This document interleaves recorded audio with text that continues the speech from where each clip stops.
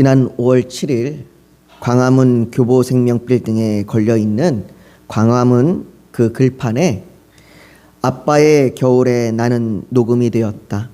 그들의 푸름을 다 먹고 내가 나무가 되었다라는 글귀가 걸렸습니다. 이 글귀는 폭삭 소가수다라고 하는 그 드라마에 나온 나레이션으로서 자녀를 향한 아버지의 헌신과 사랑을 생각하게 합니다. 여기 계신 여러분들도 한때는 부모의 푸름을 먹고 나무가 되셨고 또한 자녀에게 푸름을 내어주시어 겨울이 되셨을 것입니다. 언제나 푸르게 든든한 거목과 같이 옆에 계실 것만 같은 부모님이 어느덧 머리는 휘어지고 어깨와 등이 굽어지시고 손은 거칠어지셨습니다. 무엇이든지 하실 것 같았던 당당함은 이제는 무엇 하나 쉽지 않아 멈칫하게 되는 약함이 되셨습니다. 그래서 어떤 분들은 그 약함을 부끄럽게 느끼시기도 하고 자녀들에게 짐이 될까 감추시기도 합니다. 그러나 지금의 그 약함이 지금까지 자녀들을 사랑으로 쏟으시며 기르신 흔적일 것입니다. 그렇기에 부모들의 늙어지고 약해진 그 모습을 볼 때마다 그만큼 내가 잘할 수 있었음에 감사해야 할 것입니다. 그렇게 자녀들의 아버지로 어머니로 계셔주셔서 감사합니다. 제가 모든 자녀들을 대신하여 제가 대신할 수는 없겠지만 그래도 할 수 있다면 그 자녀들을 대신하여 여러분들께 감사하다고 고백하며 인사드리고 싶습니다. 또한 이제는 그 약함 가운데 우리가 바라봐야 할 것은 우리에게 영원히 변하지 않는 하나님 아버지가 계시다는 것입니다. 우리가 오늘 본문을 통해 그 하나님 아버지를 바라보시기를 소망합니다. 신명기는 우리가 오늘 읽은 이 신명기는 토라라고 부르는 모세가 쓴 모세오경, 창세기, 출애굽기, 레위기, 민수기, 신명기 중에 마지막에 기록된 말씀입니다. 이 말씀은 광야에서 태어난 세대들에게 모세가 하나님의 율법을 설명하고 그와 더불어서 그들이 하나님의 말씀에 순종해야 함을 말하는 모세의 설교를 담고 있습니다. 그러나 신명기의 결론은 그렇게 희망적이지 않습니다. 이제 이스라엘 백성들이 가나안 땅에 들어갈 시점이 다가오고 있지만 그들을 이끌었던 모세는 광야에서 죽음을 맞이하게 될 것입니다. 물론 모세를 이어 여호수아가 이스라엘을 이끌 것이고 그들은 가나안 땅을 정복할 것입니다. 하지만 가나안 땅을 정복하는 것보다 더 중요한 것이 그들이 가나안 땅에서 하나님의 자녀로 신실하게 사는 것입니다.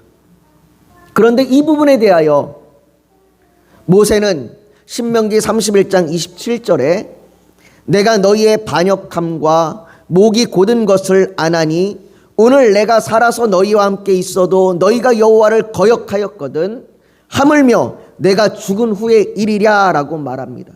그리고 29절에는 내가 알거니와 내가 죽은 후에 너희가 스스로 부패하여 내가 너희에게 명령한 길을 떠나 여호와의 목전에 악을 행하여 너희의 손으로 하는 일로 그를 경노하게 함으로 너희가 후일에 재앙을 당하리라 라고 그렇게 말합니다. 여러분, 모세가 40년 동안 이스라엘을 광야에서 이끈 결론이 이겁니다. 그들에게는 희망이 없다는 겁니다. 모세가 살아있는 동안에도 하나님께 불순종했는데 모세가 죽고 나면 그들의 불순종이 얼마나 토하겠습니까? 우리는 이런 모습을 우리에게서도 얼마든지 볼 수 있습니다.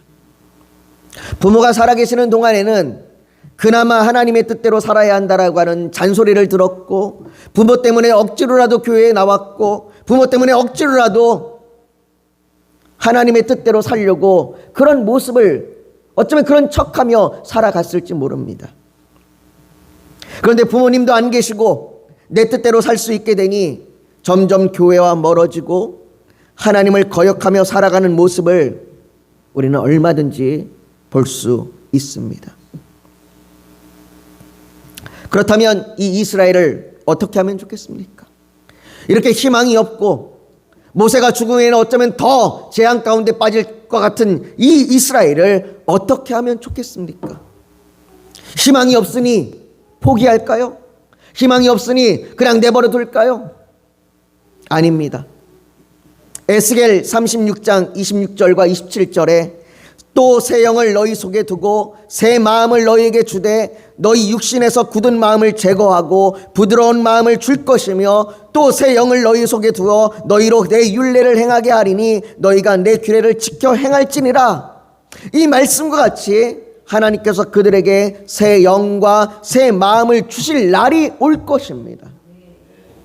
그 새 영과 새 마음을 주셔서 그들에게 희망이 없던 그들에게 그들이 새롭게 거듭나고 새롭게 달라져서 주님의 뜻대로 하나님의 자녀로 살아가는 모습을 보게 될 날이 오게 될 것입니다. 그리고 우리는 압니다. 이 날이 왔음을 압니다. 이 날이 예수 그리스도를 통하여 성령님을 통하여 이미 했음을 우리는 알고 있습니다. 그렇기에 모세는 그들이 가나안 땅에 들어가서도 하나님을 기억할 수 있도록, 희망이 없다라고 말하는 그들이지만 그럼에도 불구하고 그들이 하나님을 기억할 수 있도록, 그래서 하나님께 혹이라도 떠나 있다가도 다시 하나님께 돌아올 수 있도록 그들에게 31장 19절에 그러므로 이제 너희는 이 노래를 써서 이스라엘 자손들에게 가르쳐 그들의 입으로 부르게 하여 이 노래로 나를 위하여 이스라엘 자손들에게 증거가 되게 하라라고 말합니다. 그렇게 모세는 이스라엘을 위하여 노래를 지었습니다. 이스라엘이 하나님을 거역하고 배반하여 재앙과 환난을 당할 때에 그들이 이 노래를 통하여 하나님의 은혜를 기억하고 회개하여 하나님께 돌아와 하나님을 경외할 수 있도록 모세가 노래를 지어 그들의 입에 부르게 합니다. 그들의 입에 불려질 때에 그들이 그 노래를 들으며 기억하게 합니다. 그렇게 모세가 지은 노래가 오늘 우리가 읽은 신명기 32장입니다. 이것은 노래일 뿐 아니라 하나님의 말씀입니다. 그래서 모세는 1절에 하늘과 땅의 모든 피조물이 이 말에 귀를 기울여 들으라라고 그렇게 말합니다.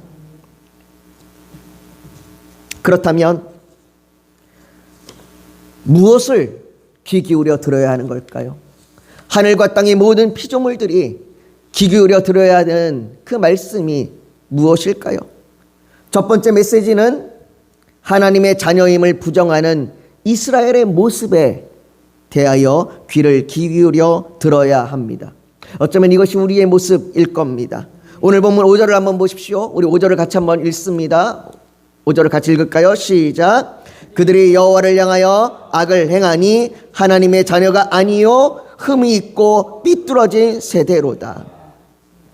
하나님께서는 출애굽기 4장 22절에 이스라엘은 내 아들 내 장자라 라고 말씀하셨습니다. 그러나 이스라엘은 마치 하나님의 자녀가 아닌 것처럼 하나님께 불순종하며 하나님을 거역합니다. 그들은 광야 40년간 계속해서 그렇게 살아왔습니다. 사사기를 보십시오. 사사기에도 반복해서 나오는 말씀이 그때에 이스라엘의 왕이 없으므로 사람이 각기 자기의 소견에 옳은 대로 행하였습니다라고 말합니다. 그들은 하나님이 왕이 아닌 것처럼, 그래서 내 뜻과 내 마음대로 살아갈 수 있는 것처럼 하나님과 아무런 상관이 없는 자들처럼 그렇게 살았습니다. 여러분들 열왕기서를 보십시오. 열왕기서에 나와 있는 북이스라엘이고 남유다고 그 어느 것 하나 하나님의 뜻대로 순종한 나라가 없습니다. 구약의 수많은 선지자서를 읽어보십시오. 그 선지자들에 있는 수많은 선지자들이 끊임없이 이스라엘을 향하여 말하는 것이 무엇입니까? 너희가 죄를 행하였고 너희가 하나님의 뜻대로 행하지 아니었고 너희가 하나님의 자녀처럼 살지 않았다라고 얘기하는 것입니다. 이것이 이스라엘일 뿐입니까? 오늘날을 살아가는 사람들도 하나님과 상관없이 살아갑니다. 세상의 진화론적 세계관은 신이 없어도 우리의 존재가 더 나은 방향으로 발전할 수 있을 것이다 라고 그렇게 말합니다. 그러나 우리의 존재를 보십시오. 우리는 악을 행하는 존재입니다. 세상의 지혜와 지식이 쌓여 갈수록 도덕적으로 성숙해지는 것이 아니라, 도덕적으로 좀 더 나아지는 것이 아니라 오히려 더 교활하고, 오히려 더 잔인하고, 오히려 더 지능적으로 악을 행합니다. 세상이 발전하고 문명이 발달할수록 인간이 평안을 찾는 것이 아니라 정신적으로 더욱 피폐해져 갑니다.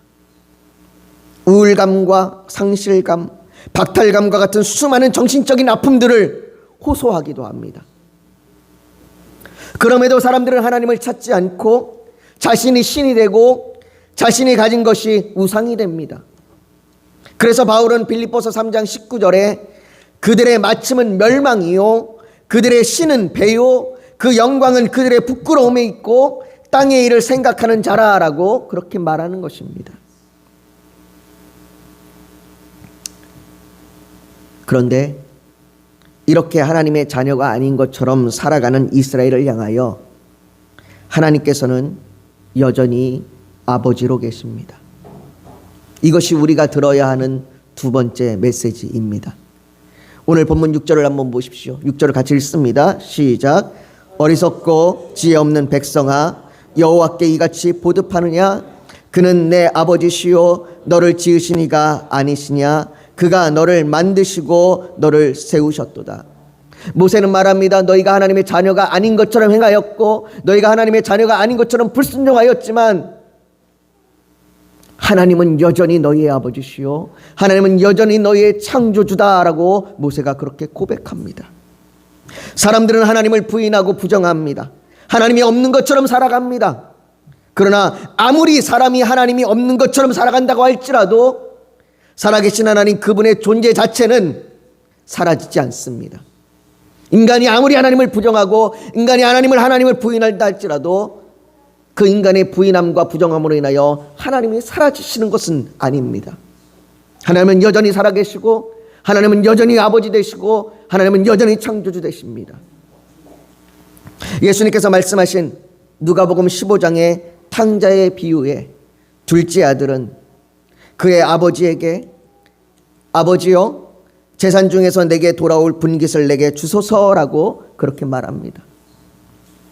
오늘날은 간혹 상속받을 재산 중에 일부를 미리 받는 경우가 있습니다. 그러나 여러분, 이 당시에는 예수님이 이 말씀을 전하는 당시 탕자가 있었던 이 당시에는 이것은 매우 무례한 것이고 살아계신 아버지의 존재를 부정하는 것입니다. 아버지가 뻔히 살아계시는데 그 아버지에게 내 유산을 미리 달라고 얘기하는 것은 아버지를 죽은 자로 여기는 것이고 아버지의 명예를, 아버지의 살아계심을, 아버지의 존재를 부정하는 것입니다. 그래서 오히려 이 말을 아버지에게 했을 때에 이 말로 인해서 둘째 아들이 아버지로부터 의절을 당할 수도 있는 겁니다. 어떻게 네가 나에게 그런 말을 할 수가 있느냐? 어떻게 네가 나의 존재를 부정할 수 있느냐? 네가 이제부터 나와 상관없다라고 그렇게 의절을 당할 수도 있는 그런 아주 무례하고 아주 심각한 말입니다. 그렇게 아버지를 부정하는 말입니다. 그런데 이 아버지는 둘째 아들에게 그 재산을 나누어 줍니다. 이건 낭비입니다.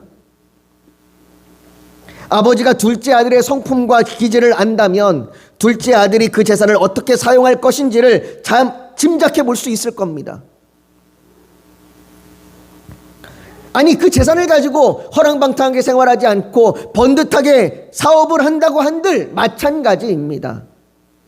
둘째 아들의 목적은 재산이 아니라 둘째 아들의 목적은 아버지를 떠나는 겁니다. 그 재산을 받아서 아버지를 떠나는 겁니다. 아버지를 부정하고 아버지 없는 인생을 사는 겁니다. 이것이 이스라엘의 모습이고 이것이 오늘날 우리 인간의 모습입니다.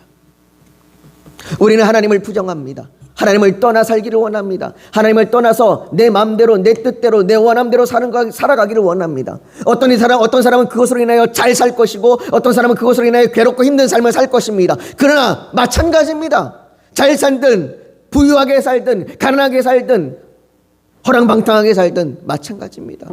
그들은 하나님을 부정하고 하나님을 떠나 내 뜻대로 내 마음대로 사는 겁니다. 그렇게 하나님 아버지와의 관계를 끊고 살아가는 인생이 허랑방탕한, 즉 낭비된 인생입니다. 우리는 그렇게 낭비된 인생을 살고 있습니다. 인간에게 주어진 하나님을 영원롭게 하는 인생의 목적과 상관없이 우리는 평생을, 우리는 전생애를 그렇게 낭비하는 겁니다. 여러분들 목적과 상관없이, 아니 목적과 전혀 다른 방향으로 빙글빙글 돌아다니는 인생이 얼마나 헛된 인생이고 허비된 인생입니까?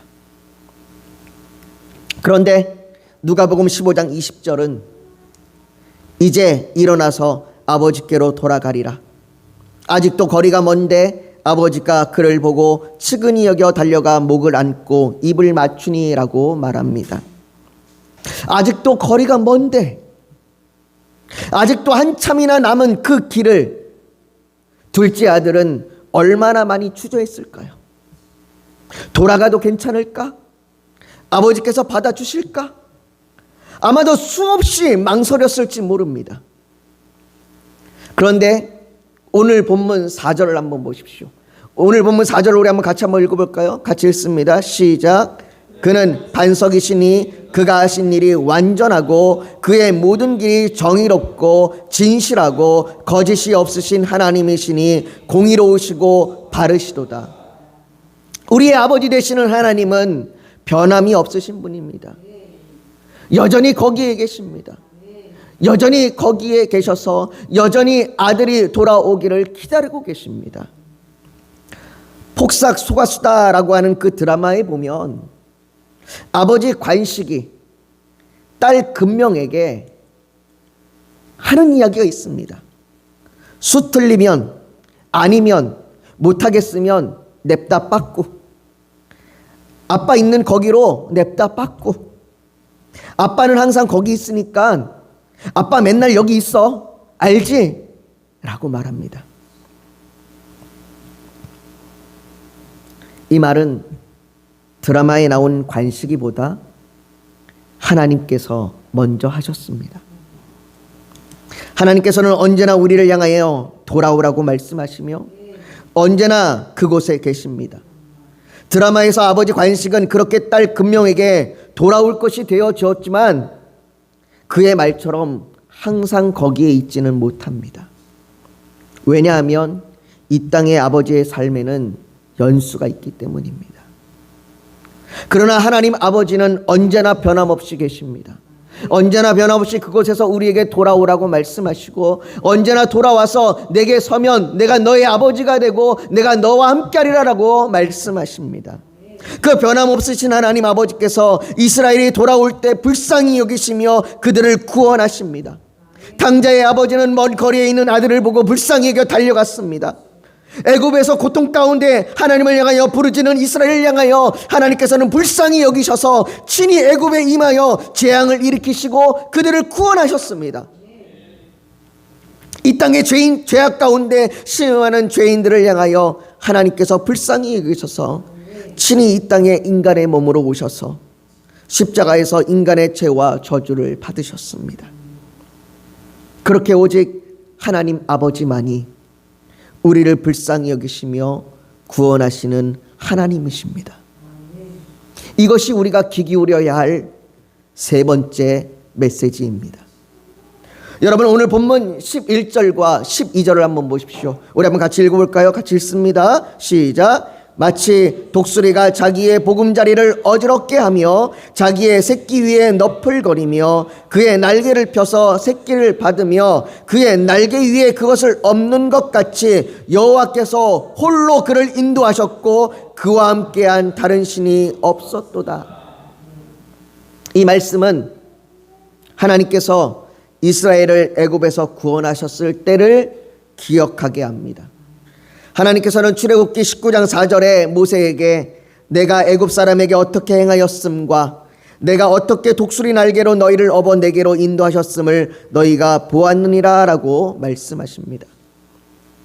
이 일은 오직 하나님께서만 행하신 것입니다. 오직 하나님만이 행하신 일이십니다. 애굽과 가나안에 수많은 신이 있지만 그 수많은 신은 다 무능력하고 다 헛된 것입니다. 오늘날에도 인생의 고통에서 구원해 줄 수 있다고 말하는 수많은 것들이, 그것이 우상이든 물질이든 권력이든 사람이든 심지어 귀신이든 그 어떤 것도 인간을 구원할 수 없습니다. 구원할 수 있다고 말하는 그 모든 것들의 말은 헛된 말이고 헛것이고 거짓이고 속임수입니다. 사도행전 4장 12절은 말합니다. 다른 이로서는 구원을 받을 수 없나니 저나 사람 중에 구원을 받을 만한 다른 이름을 우리에게 주신 일이 없느니라. 오직 하나님만이 우리의 구원자가 되십니다. 오직 하나님만이 우리를 구원하시는 분이십니다. 그분이 우리의 아버지 되시고 그분이 우리의 창조주이십니다. 사랑하는 성도 여러분, 우리는 인생을 살아가며 하나님을 아버지라 인정하고 순종하기보다 부인하고 우리의 뜻대로 살아갈 때가 더 많습니다. 때로는 그로 인해 환난을 당하기도 하고 절망에 빠질 때도 있습니다. 그럴 때면 우리는 도리어 하나님을 원망하기도 합니다. 그렇게 우리는 하나님의 자녀가 아닌 것처럼 살아가지만 하나님께서는 여전히 우리의 아버지요 우리를 지으신 분으로 계십니다. 그곳에서 언제든 돌아오라고 말씀하시며 아버지께로 돌이키는 우리를 보고 불쌍히 여기시며 우리를 구원하십니다. 그렇게 우리가 우리의 죄와 저주로 인하여 조금도 상하지 않도록 친히 십자가에서 저주를 받으시고 모든 악을 물리치시며 사망 권세를 이기시고 승리하셨습니다. 세상은 십자가에 달리신 예수 그리스도를 보며 약하다고 말하고 스스로조차 구원할 능력도 권세도 없다고 말합니다. 그러한 그 약해 보이는, 그렇게 미련해 보이는 십자가가 우리를 지으시고 우리를 사랑하시는 하나님 아버지께서 택하신 놀라운 구원의 능력입니다. 그래서 그 약해 보이는, 그 능력 없어 보이는 십자가로 말미암아 우리가 믿음으로 서고 우리가 믿음으로 푸른 나무가 될 수 있습니다. 오늘도 우리가 그 주님 앞에 나아가길 원합니다. 우리가 그 주님 앞에 나아가 기도하길 원합니다. 우리의 아버지 되시는 그 주님, 우리의 창조 되시는 그 주님, 오늘 그 아버지의 사랑을 우리가 알게 해달라고. 내가 평생을 아버지로 살아오면서 내가 자녀들에게 늘상 힘이 되어주고 도움이 되어주고 위로가 되어줬던 것처럼 우리의 창조주 아버지 하나님께서는 언제나 우리에게 그렇게 함께 하시고 힘이 되어주시고 위로가 되어주십니다. 그 주님 앞에 나아가 오늘 기도할 때에 하나님, 그 아버지 하나님의 사랑을 우리가 깊이 알 수 있도록 하나님, 이 아침에 우리의 그 마음 가운데 하나님 아버지의 사랑을 부어주시옵소서. 우리가 그렇게 주님 앞에 기도하며 나아가기 원합니다. 같이 기도하겠습니다. 여러분, 잠시 고개 숙여 더 묵상하기를 원합니다. 오늘 하나님 앞에 나는 하나님의 자녀가 아닌 것처럼 살아갔지만 여전히 하나님께서 우리를 향하여 돌아오라 말씀하시고 사랑한다고 말씀하시고 아버지가 되신다고 말씀하시는 그 놀라운 은혜의 말씀을 우리가 깨닫고 우리가 아버지의 사랑 안에, 아버지의 은혜 안에, 아버지의 품 안에 잠기기를 원합니다. 내가 그렇게 아버지로 말미암아 자라가는 나무가 되길 원합니다. 그렇게 고백하고 결단하는 그 결단이 있다면 가슴에 손을 얹어 하나님 앞에 표현하시길 원합니다. 또 오늘 예배를 드려 나오면서 간절한 기도의 제목 소원이 있어서 주님께 맡기기를 원하신다면 손을 포개어 얹기를 원합니다. 육신이 연약하며 연약한 것에 믿음으로 손을 얹으십시오. 오늘 하나님께서 성령으로 우리 사이를 운행하시며 우리를 만지시고 치료하여 주실 줄 믿습니다. 거룩하신 아버지 하나님, 우리는 아버지를 부인하고 아버지를 조롱하고 멸시하며 아버지가 없는 자처럼 그렇게 고아처럼 우리 뜻대로 우리 마음대로 살아가지만 하나님은 우리를 불쌍히 여기시고 우리를 긍휼히 여기셔서 여전히 우리의 아버지로, 우리의 창조주로 우리 가운데 계십니다. 그 하나님께서 그 놀라운 은혜와 그 놀라운 사랑으로, 그 아버지의 사랑으로 십자가를 통하여 우리를 구원하여 주셨습니다. 그 아버지의 놀라운 그 사랑과 구원하심이 오늘 이 아침에 여기 모여있는 한 사람 한 사람 가운데 깊이 잠기길 원합니다. 그 놀라운 은혜 가운데 우리가 잠겨서 우리가 하나님의 사랑으로 말미암아 자라가고 있음을 깨달아 알게 하여 주십시고, 그렇게 계속해서 하나님의 사랑으로 우리가 자라갈 수 있도록 우리를 붙드시고 인도하여 주시옵소서. 우리가 주님 앞에 그렇게 서는 자녀가 되겠습니다. 그렇게 하나님의 자녀가 되겠습니다. 결단하며 가슴에 손을 얹어 싸우니 하나님 이 결단 가운데 함께하여 주시고 인도하여 주시옵소서. 또한 아버지, 우리의 간절한 기도와 우리의 간절한 소망 가운데 하나님 함께하여 주셔서 우리를 통하여 하나님의 뜻이 이루어지게 하여 주시옵시고, 우리를 통하여 하나님의 그 놀라운 역사와 그 능력이 임하게 하여 주시옵소서. 아버지, 또한 우리의 연약한 육신과 우리의 마음을 붙들어 주셔서 성령님께서 우리 사이를 운행하시고 만져주셔서 우리를 회복시키시고 우리를 치료하여 주시옵소서. 모든 것 주 앞에 올려드립니다. 하나님의 영광 받으시길 원하며 예수님의 이름으로 기도하옵나이다. 아멘.